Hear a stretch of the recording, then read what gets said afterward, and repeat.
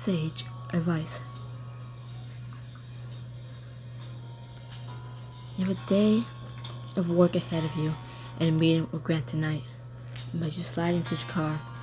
All you can think about is Nadine. You okay this morning, boss? I can see those thunderclouds over your head from up here. It's nothing you need to concern yourself with. You might as well tell me and get it over with. Who do we need to kill? And how long do I have to hide the bodies afterward?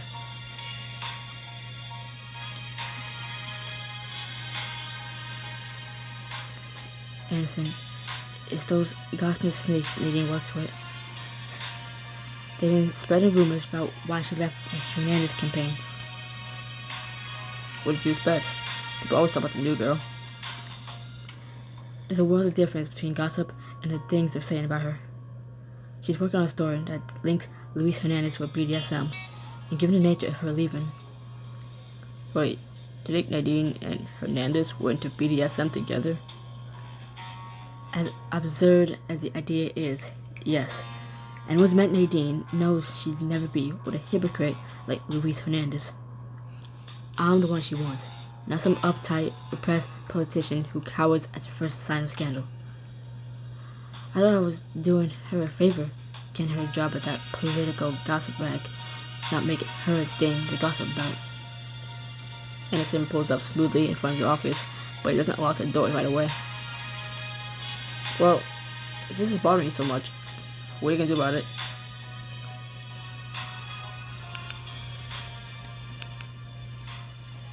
Anderson,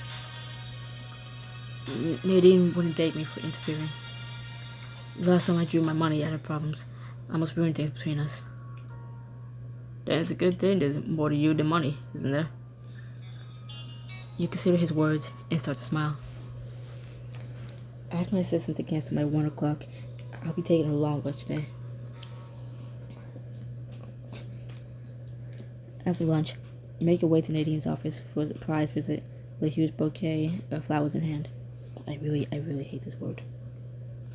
I really hate that word, bouquet. The second Nadine's co-workers see me delivering these, and that should quell any rumors about Hernandez.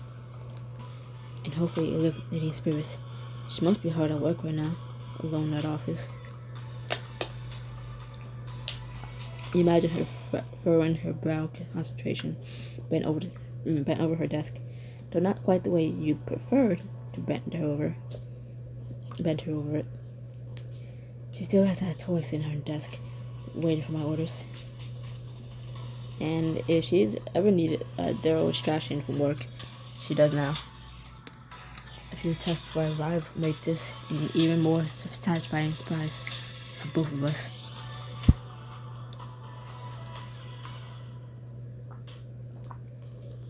My hand didn't know where to go. Do I tap the screen and just move on with the choice? Or do I grab my water? I grab the water. Smiling to yourself, you tuck the flowers in a quick of your arm and send Nadine a text. Thank you for calling it flowers and not a bouquet.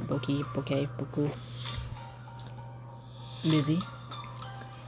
I'm at work, but not that busy. Why? Because I have an important job for you. You earned another round with that toy in your pencil cup. But I'm working right now. Too bad. It's playtime. Hang on. I need to shut my door. Make it fast.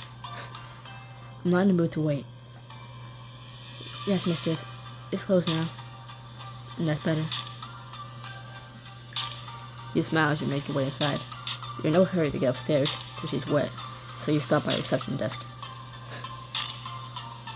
Those flowers are beautiful. Do you expect it? You glance up from your phone with a coy smile. I'm here to see my girlfriend. I was hoping to keep you surprised. Oh, so we official like that. Okay. Because I was getting ready to look that up. Well, presumably before I started reading this chapter, but I didn't do that. But I was gonna ask, are we official? It's Surrender Book 2, are we official? Because the only one who's ever referred to as being girlfriends is, like, your character, Nadine, or Well, my character, Nadine. You name whatever the fuck you want. Okay, don't steal my name. But Nadine's the one who said it. Said the G word. So I'm like, is that mutual? Like, are we actually together? Or is that's just how you refer to Reagan to other people? Because Reagan has never said that yet. And this just confirms it. Thank you. Thank you. Of course. It's much love having a girlfriend like you. Sometimes. And that's the idea. As you head deeper into the building, making sure plenty of people see you go, turn your attention back to Nadine's text. Are you sitting at your desk? Have you opened your legs? Now I have. Then slide your panties down your legs. Megan, here? I want you naked under your skirt. And with those panties balled up and shoved inside your desk drawer. I was to ask, it's a Texan. Technically, Nadine doesn't have to do it, because she can just say she done it. Because how the fuck is Reagan gonna know that she done it? If it's just over text, how is Reagan gonna know that she done it? I mean, in this particular situation, Reagan's going up to her office, so she can confirm if she did it or not. But the other times, when it's just over text, Nadine technically didn't have to do it, because, like, how would you know? How would Reagan know? Just make some fake noises into the phone. But it's like call, a minus call. Like over a call, you can make those noises, you know, you can fake them. And like the shuffling of like calls and stuff, you can fake that. Over text, you don't have to do that. You just say you done whatever she asks, and how's she gonna know? Because she never asks for a picture. Is that in order? What do you think? As she pulls elevators, you picture her in her chair, part of her shot by her daring, and the rest of her so turned on. She'll still obey. She always does. My brother and mother have the worst timing possible.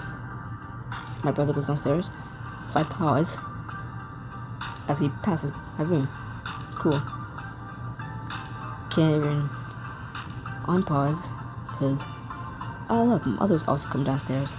I was just gonna wait for him to come back up, but no, she had to come down.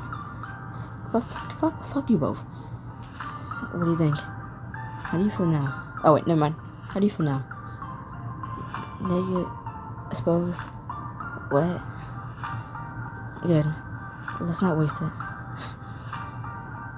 Grab the vibrator and turn it on. It's on. See, like, you can just say, like, it's on, then it's not even in your hand, it's not turned on, you're not touching it, Get off me! She said to the cold water on her elbows.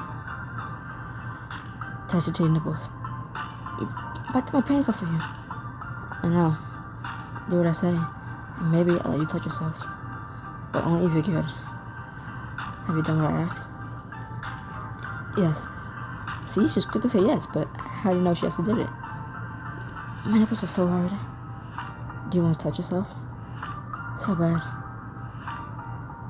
Delphi deposits you on Nadine's floor, and you're grateful that it's empty as Nadine's words hit you. Your panties are slipped beneath your skirt, but you don't want to rush this. Not for her. I want her begging for me by the time I walk in that door. Reach for the office. You reach the outside of her office, doors closed, and picturing what she's doing on the other side only makes your body tighter. You pull out your phone for one last text. Turn the vibration up a level. Reagan, wait. Did I tell you to stop? I can't. I think someone's coming. The only person coming today is you. You step into Nadine's office, and she yelps with surprise as the door swings open. You have to come back. I'm in the middle of an important... Reagan! Were you expecting anyone else?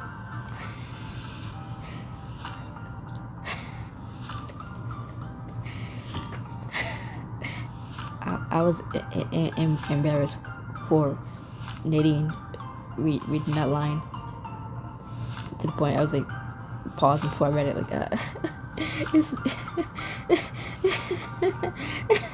wait till she finds out it's just Reagan, and then Reagan, like yeah.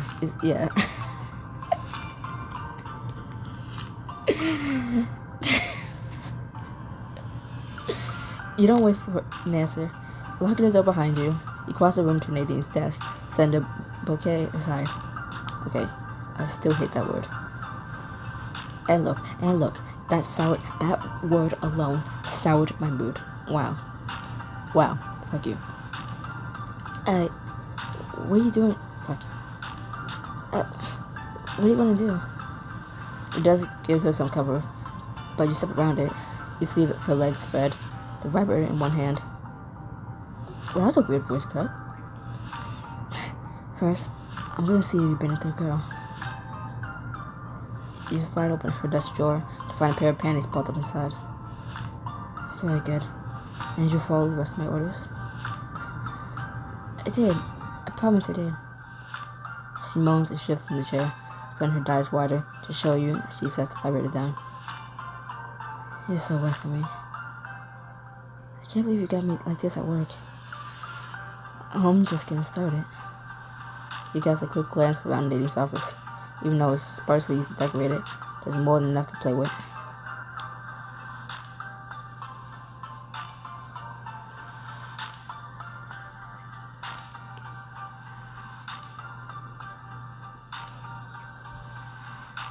Pull a permanent marker from her desk, from her dress drawer, and twirl it through your fingers. Nadine eyes it warily. What do you plan to do with that? Reach for the neckline of her dress. That's right. Reach for the neckline of her dress and draw your hand down the round curves of her cleavage. Exactly what you think. I'm marking yours mine. You tug down her bra until you can see the hardened peaks of her breast. Drawing a cap along the tip of her nipple, you wait until she's distracted by the pleasure before popping the top.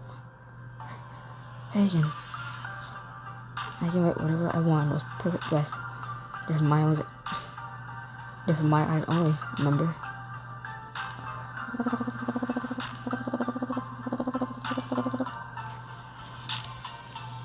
You scroll the letters across her chest with a flourish.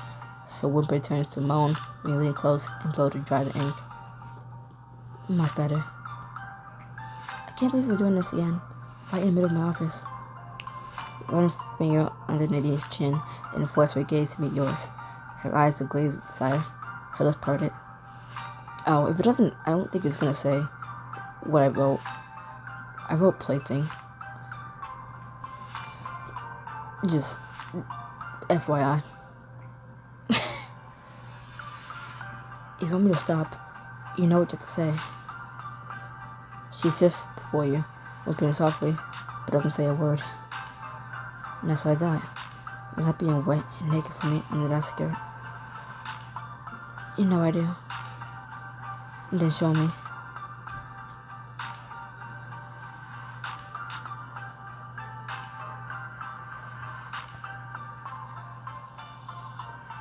I always wonder, since I can hear them talking outside my room, even when they're not on the same floor as me, I always wonder, can they hear me when I'm reading? But since no one has commented on it or asked, hey, what you talking about now? Who you talking to? I mean, half the time I'm talking to friends, half the time I'm talking to my phone. So, and no one said shit, so. You lift her from the chair and spin her to face the desk. She moans aloud as her hips drive against the edge of the wood. Shoving her skirt up around her waist, You bend her over until you see the curve of her ass and the slickness between her thighs. Though I am on the part of the bed that's the furthest from my fucking door. For a reason. There's something she can never hide from you, dummy. Nadine gasped as you trail a finger along her slit. She's so wet that she nearly draws you in. Oh. You pick up the vibrator and with an easy flick, turn the vibration all the way to the top. I'm gonna make this good for both of us. Ugh. You slide the vibrator under your own skirt for a moment, letting that humming sensation play along your aching core. Nadine doesn't dare move by your command, but she glances over her shoulder to watch, her eyes wide as your hips buck against the vibrator. You look so good. Please, I need... I know. You're already close, but I never will. You put her toy away and drag along Nadine's slit. She cries out as the vibrations hit her center, and as you thrust your hips against hers, the toy buzzing between you. You grip her hips and draw forward, sending objects tumbling off the desk. She's entirely at your mercy. That only makes you want more. Please, don't stop. Between the movement of your hips and the buzzing of the toy, her moans get louder. You're bringing her so close to the edge. You have to stay quiet for this next part, or everyone in this office will know just how bad you are. I can't. Do you want them to hear you come? No, I'm going to obey. I'm close. Nadine's body rises and falls against yours. Her voice rising, every movement desperate.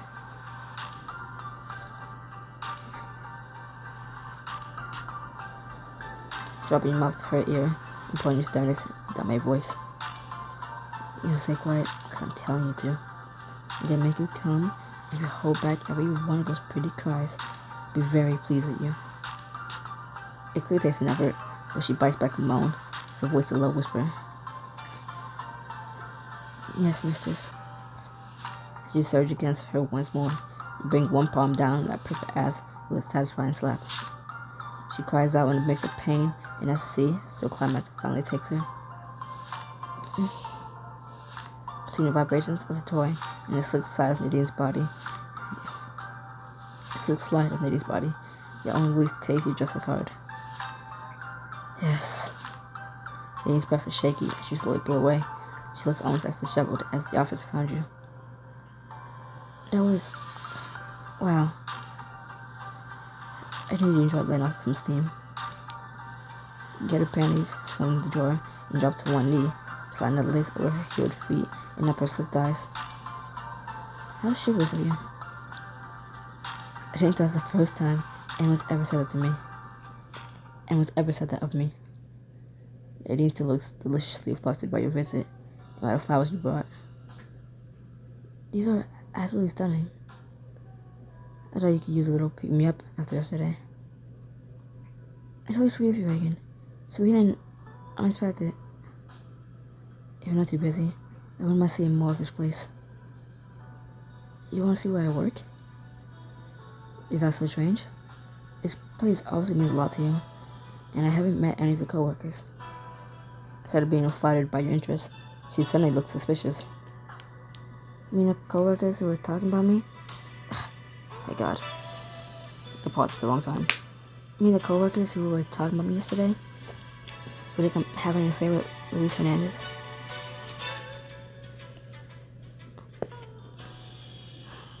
Nadine, this has nothing to do with yesterday. You find it difficult to meet Nadine's bright, clear-eyed gaze. I'm here to show my support for you in your new career, and that's all.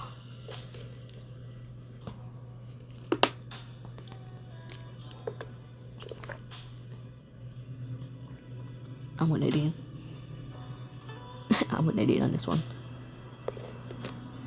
And if anyone happens to notice that you're with me instead of Luis, that's just the icing on the cake. This better not be what I think it is.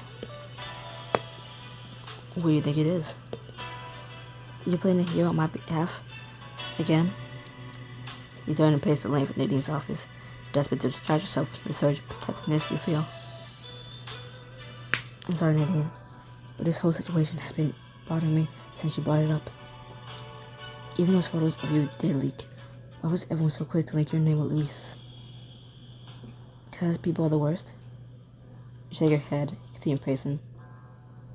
If it was more malicious than that, more intentional, like someone is trying to hurt you on purpose. Reagan, this has nothing to do with Pat. Pat's not who I was thinking of. You mean Natalia?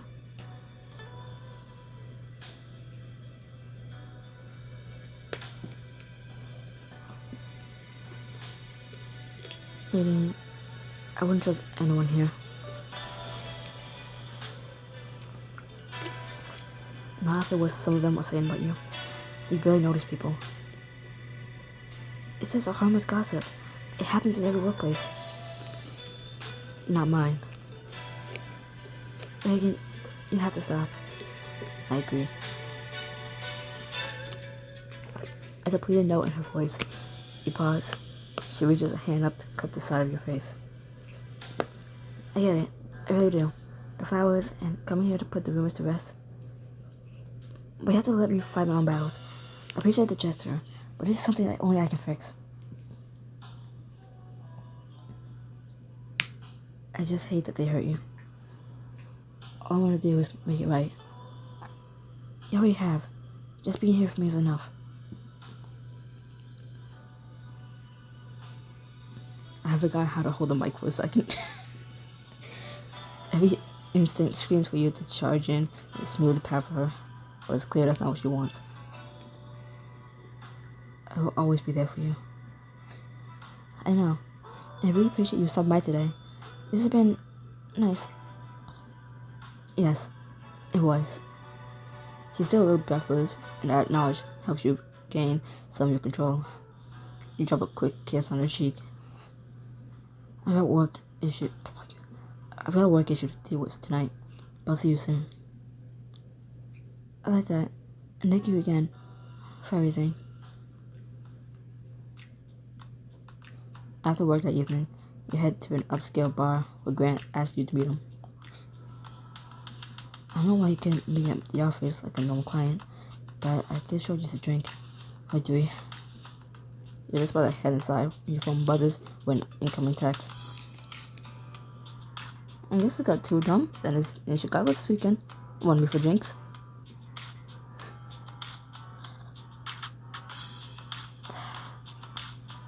Shouldn't you be working? Last I checked, you had a job and adult responsibilities like the rest of us. Boring. Come on, I promised by the first round. I had to finish up a work meeting at the one bar we went to when you turned 21. I should be free in about an hour. I still have nightmares at that place. Sloane's work is sending her to Chicago an awful lot lately, but I need to do with Grant before I can worry about her. You search the bar and spot Grant at a booth, waving you over. It's Storm, back here. There are 3 empty glasses on the table as you slide in across from him. I think you can go ahead and call me Reagan by now. Reagan, then. Sorry if I worried you. I sent that text last night. It's been a rough couple of days. If divorce was easy, it wouldn't be so expensive. You order a drink for yourself and not for Grant to go on. So what happened? Are Ray's lawyers threatening you? They shouldn't be communicating you with all that. But they shouldn't be communicating with you at all, unless it's through my office. What? No, it's done like that. Grant sighs and pulls out his phone. He swipes through a few screens and holds it out to you. Is that Tinder? Yep, Ray's new profile.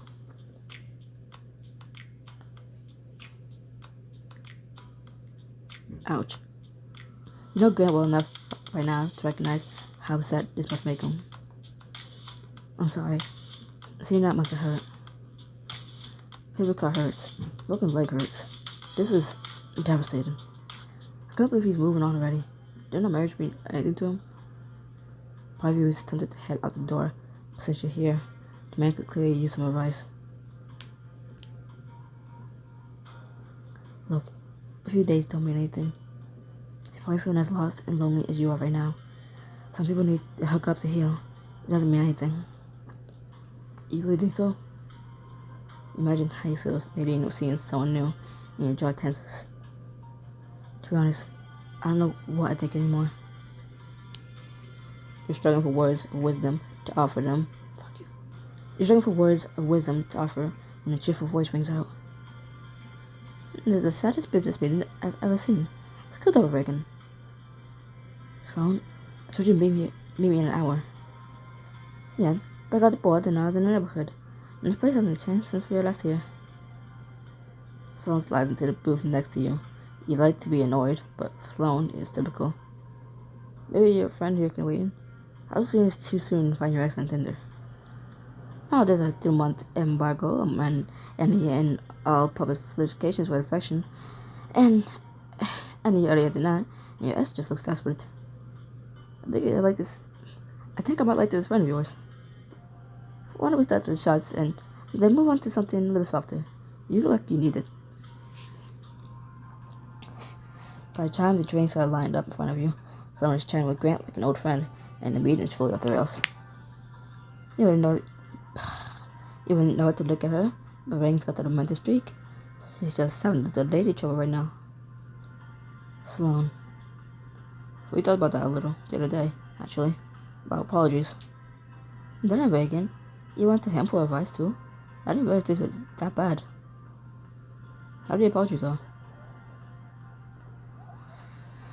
Oh my god. It's the second time she's acknowledging us as her girlfriend. Oh my god.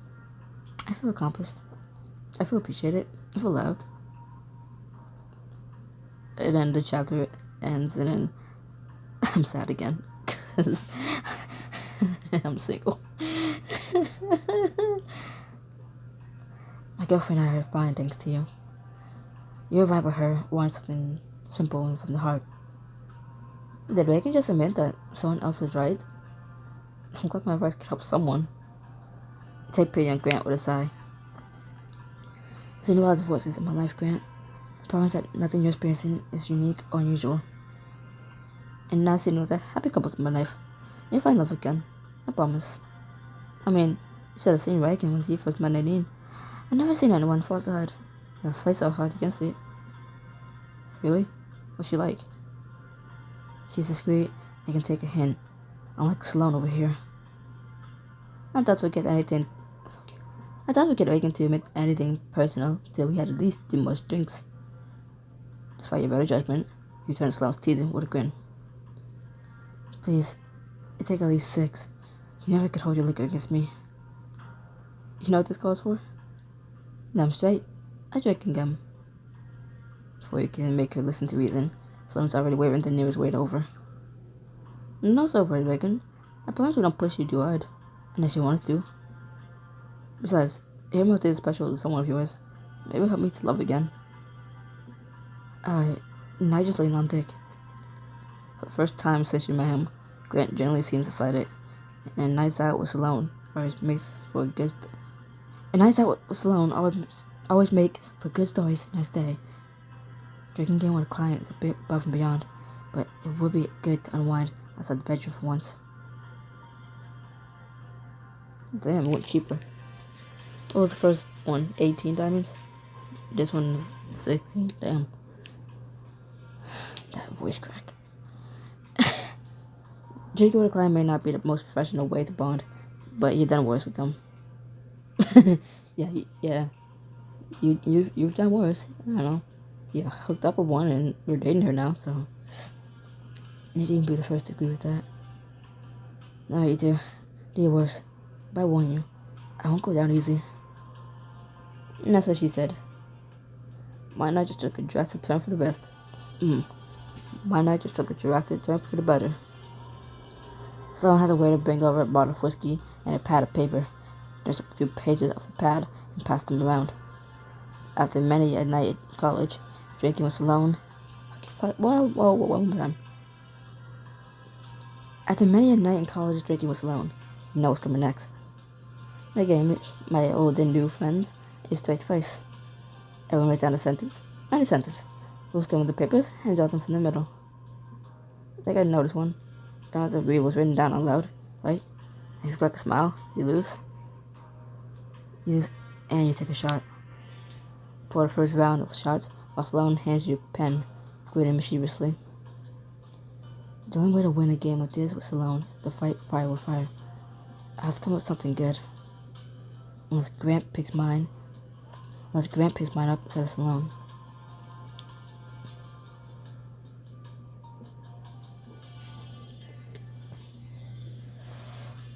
Now I gotta read. As opposed to the previous 29 minutes of me reading.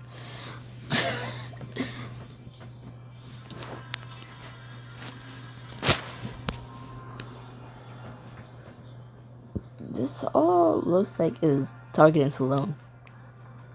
I'm a sad sack, can't hold my liquor, is what she just said about Sloan.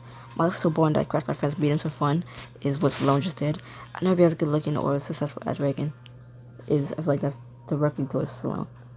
So okay. You had a grin as you jot the words down, then tossed the paper into the center of the table. Square and Sloan do the same. Not a Grant? Yeah, I guess. So, you should go first. Grant picks up a slip of paper. With a perfectly straight face, he reads out loud. I'm a sad sack who can't hold my liquor. Damn it, Reagan. You obviously meant that for me. Sorry, Grant. Honestly, it's not far off from how I was feeling until you two came along.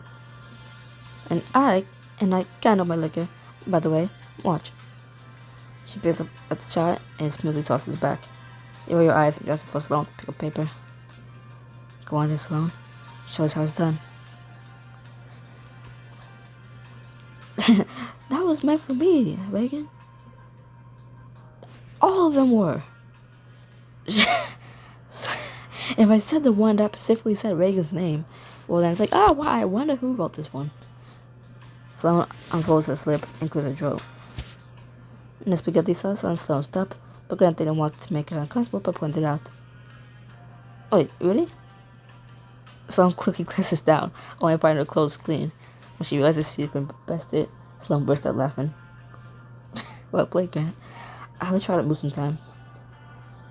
This is my first time playing a drinking game. Now, bottoms up. Since Sloan technically cracked a smile, she has no choice but to kick back her shot. Oof, that burns. You up, Reagan? You barely stifle a groan at the words on the page. I'm an emotionally stunned billionaire who's great at the voice, but terrible at love.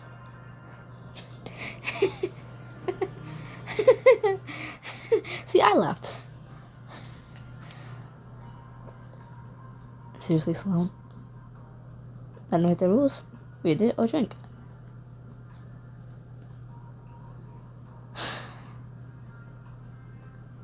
Keeping your expression composed, you calmly read Sloan's words aloud. I'm an emotionally stunned billionaire who's great at divorce, but terrible at love. You can put the paper up and toss it across the table at Sloan. Ouch, that's harsh. Nice, but you didn't quite get the reaction. Didn't get quite the reaction I was hoping for, though. You have to try harder than that. That one's starting to feel much looser, yourself included. You reach for another blank paper. Again, this time, I really gonna make you feel Sloan. On the other side of the table, Sloan waggles her eyebrows at you. Make it done. Without many of your secrets, I know. It don't scare me. Ooh, how's the sound of that? Half of you wants to warn Sloan not to spill too much in front of your client, but the rest of you is thinking about what to write. Sloan is a...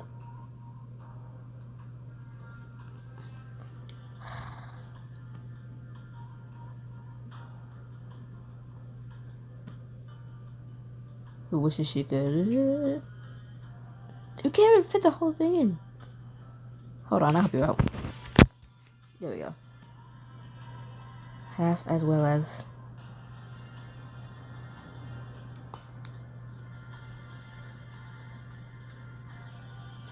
Damn, I tried to make the R capital one. I was gonna ask how you spell Reagan. I am a genius. How do you spell the name I've been saying since I don't know, the last few chapters, last book is on the screen right now. How do you spell that? How do you spell that name? You are definitely one of the children who left behind. There's more than one way to show Sloane I mean business. Everyone tosses their paper into the middle. This time, Sloane's first read, and you smirk as she grabs your paper. Sloane is a self-installed bastard who wishes she could please a woman half as well as Reagan. She struggles to keep a straight face. The birds start laughing. Sloane gives you a lopsided grin. She kicks back her shot. And that's it going for you. You're the one who wants to play this game. You pick up the next slip of paper and read it aloud. This one's clearly meant for you. Admitting that I love my girlfriend won't make me less of an independent woman, even if it does make me less of a diverse Tony. As far as character readings go, you have to admit that it's spot on. The mere dot of Nadine makes your lips curve in a smile. Okay, I would it. Which one of you wrote this? Don't look at me. I'm not that brave. I knew it. Grant? Sorry, I got carried away in a moment, but you're all smiling about it. Which means you have to drink. You chuckle and toss back a shot, shaking your head. Now's a bold move. There's real hope for you making it through this divorce to life. Seriously? You're not just saying that because I'm paying you?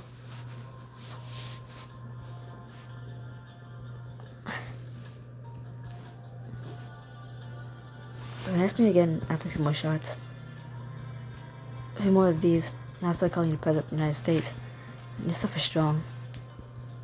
I think that calls for another round, don't you? If I can't be happy, then I can be drunk. And you say that? You'll take one last drink before Grant reluctantly sets his glass aside. I should head home while I can, still walk in a straight line, but I can offer some advice. No matter how hard you try, you can't be everything for your partner Reagan, and all the time.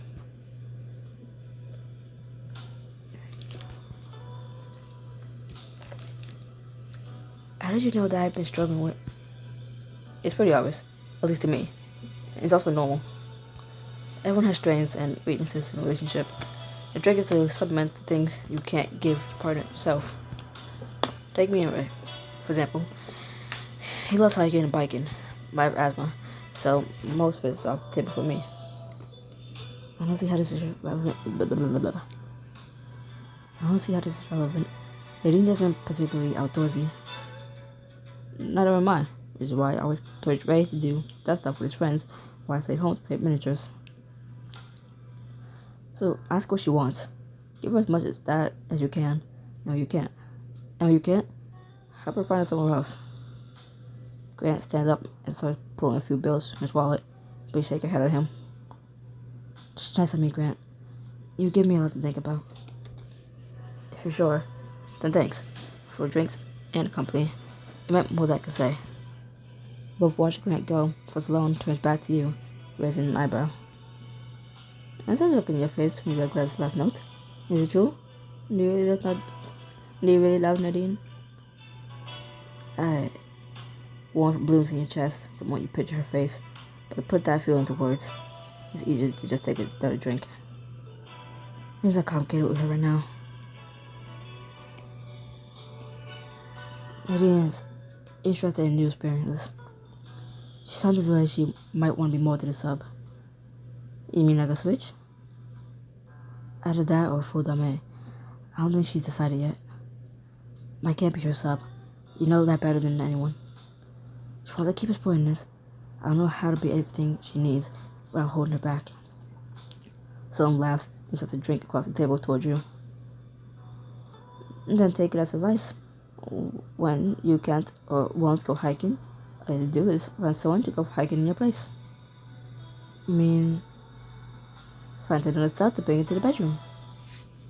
There's an M like that. Alright.